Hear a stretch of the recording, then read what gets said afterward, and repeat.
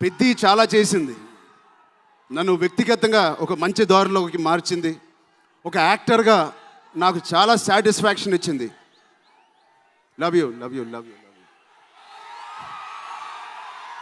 అలాగే ఇది నాకు బుచ్చి గారు చెప్పినప్పుడు ఇది ఒక సినిమా స్టోరీ లాగా చెప్పలేదు, ఒక వ్యక్తి జర్నీ లాగా, ఒక ప్రయాణం లాగా ఒక కథ మొత్తం నరేట్ చేశారు నాకు.